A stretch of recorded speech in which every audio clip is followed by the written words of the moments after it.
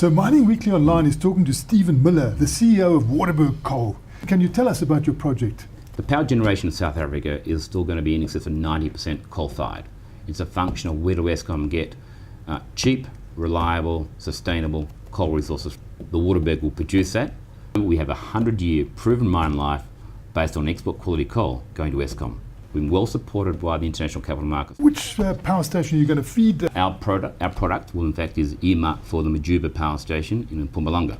Hence the need for in fact the infrastructure development by Transnet associated, which is now in place.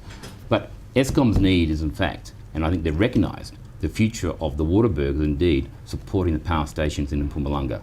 It's a lot easier to transport coal from the Waterberg to Mpumalanga than to shift and build new power stations. The project, whilst we have an MOU with Eskom for 10 million tonnes per annum to start with, the technical thesis which we have now validated shows that in fact we could double, if not treble, the size of that production. We have currently in excess of a 100-year mine life, and we've only drilled two properties. We have 8 in our portfolio. Depending on Eskom and our pricing range there, we are well positioned to be able to deliver not only to Majuba but any other power station which has a shortage in Mpumalanga. So it does seem that the power stations of Mpumalanga are going to outlive the coal from Mpumalanga.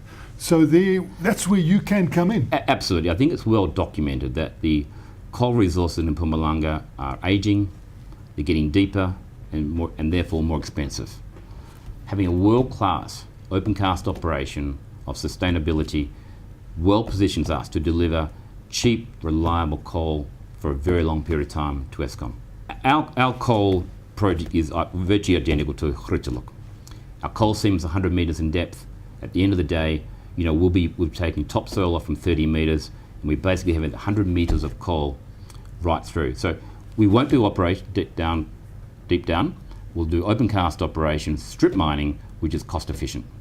And that's the key. Cost efficient, high quality coal at a reasonable price to Eskom. Give me a word on the quality. What is the calorific value? We'll be delivering essentially an RBC2, RBC3 quality to Eskom, circa 23 CV. So much higher than say what Exxaro are delivering to Majuba or to Matimba of 18, 19 CV. Quite a significant premium. It is export quality coal, which means higher heat value, cheaper running at Majuba, and sustainable. The quality of the coal we're delivering has a very low sulfur content and very low ash content.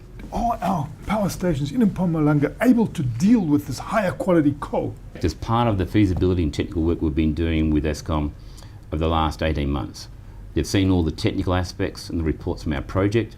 As a result of those findings, and indeed a 300,000 tonne bulk burn test, which was completed earlier this year, which went incredibly well, they're now recalibrating the front end of Majuba, or intend to accommodate the long-term supply of our coal, which will be done on a far more efficient basis than what has been hitherto undertaken. Price is going to be the thing. We're in line of sight being able to complete those pricing negotiations, having Eskom now completed all the technical works to support their pricing decision.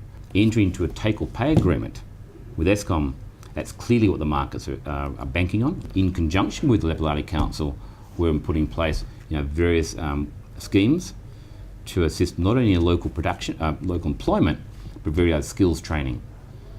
A key plank, in actual fact, that we'll be employing 2,000 people from the Lephalale area in the construction and operation of this project. So this will probably be of a size similar to Sishen. And you're talking about January, you could put the first shovel in the sand. The funding has got to be in place. Having now confirmed our technical thesis, i.e. the feasibility study, now once we get credit sign off from the funding package, we've already started doing what we call operational readiness.